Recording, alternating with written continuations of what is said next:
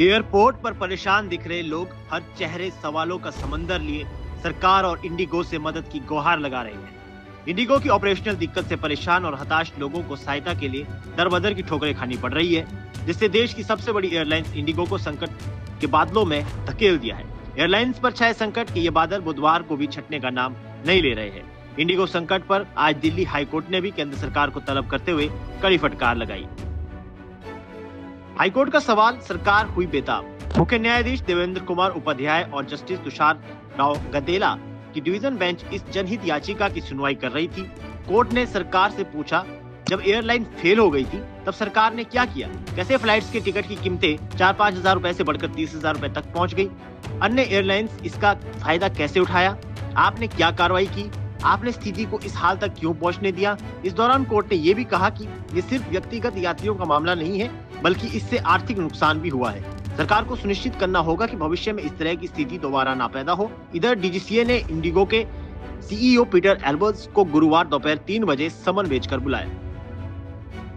बता दें कि बीते मंगलवार जब जनता की हाय हाय एयरपोर्ट से निकलकर सोशल मीडिया से होते हुए देश में गूंजी, जिसके बाद विपक्ष ने संसद के शीतकालीन सत्र में सरकार के खिलाफ मोर्चा खोल दिया, जिसके बाद सरकार ने इस मामले में संज्ञान लेते हुए सोमवार को सिविल एविएशन मंत्रालय की एक हाई लेवल मीटिंग की, जिसमें कई तरह के निर्देश जारी किए गए। जिसके बाद स्थिति में थोड़ा सुधार तो आया, लेकिन पूरी तरह बात अभी भी नहीं बनी।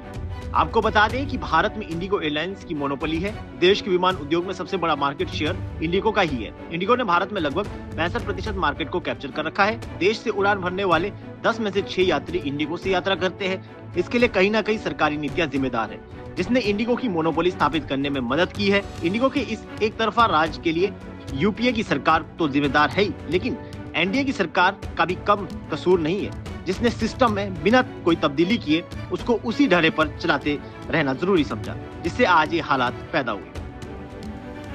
मोनोपोली कैसे पैदा हुई? जिस समय कंपनी की शुरुआत हुई थी, बाजार काफी प्रतिस्पर्धा में था, लेकिन धीरे धीरे एक एक करके मार्केट में बड़े player jet Airways, Kingfisher, Go Air जैसी बड़ी एयरलाइंस बंद हो गई। स्पाइस जेट भी एक तरह से लड़खड़ाती हुई चल रही है, लेकिन इसी दौरान इंडिगो अपना विस्तार करती रही और किराए की दरों का ऐसा टिकाऊ ढांचा विकसित किया जिसका मुकाबला बाकी ऑपरेटर्स नहीं कर सके। इसके पीछे एनडीए सरकार का एविएशन सेक्टर में किसी नए निवेश को ना ला पाना भी रहा है, जिससे 2013 में इंडिगो की मार्केट हिस्सेदारी लगभग 32% थी, वो बढ़कर 65% पहुंच गई। हालांकि आपको बता दें कि यूपीए सरकार के समय तक ये होता था कि एक ऑपरेटर बंद हुआ तो दूसरा आ जाता था, लिहाजा यूपीए सरकार तक इंडिगो की मार्केट हिस्सेदारी लगभग 32% थी, जो अब एनडीए सरकार में 65% तक पहुंच चुकी है। इससे अंदाजा लगाया जा सकता है कि एनडीए सरकार ने मोनोपोली को किस तरह बढ़ावा दिया है। आपको बता दें कि ये वही सरकार है जो आम आदमी को हवाई यात्रा के सपने दिखाया करती थी। प्रधानमंत्री स्वयं के संबोधनों में कई बार कह चुके हैं कि वो इस देश में हवाई चप्पल पहनने वाले को हवाई यात्रा करवाएंगे। ऐसी सुलभ व्यवस्था की बात की जा रही थी, लेकिन स्थिति ऐसी हो गई है कि आम साधारण भारतीय का तो पता नहीं यात्रा कर पाएंगे या नहीं, लेकिन जो लोग सक्षम हैं वो भी यात्रा से वंचित हो गए हैं।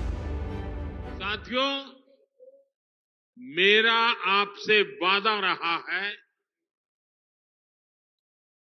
हवाई चप्पल पहनने वाला भी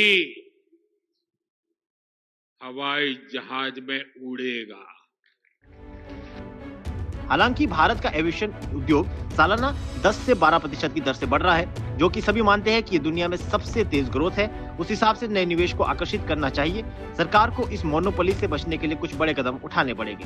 अब बड़ा सवाल यह है कि क्या सरकार इंडिगो की मोनोपोली रोकने के लिए कोई कदम उठाएगी, और क्या पीएम मोदी हवाई चप्पल पहनने वालों को हवाई जहाज से यात्रा कराने का सपना पूरा करा पाएंगे? क्या भारत का एविएशन सेक्टर फिर से स्वस्थ प्रतिस्पर्धा की ओर लौट पाएगा? हमसे जुड़े रहने के लिए हमारे YouTube चैनल को सब्सक्राइब करें और नई वीडियो की नोटिफिकेशन के लिए बेल आइकॉन को दबाएं।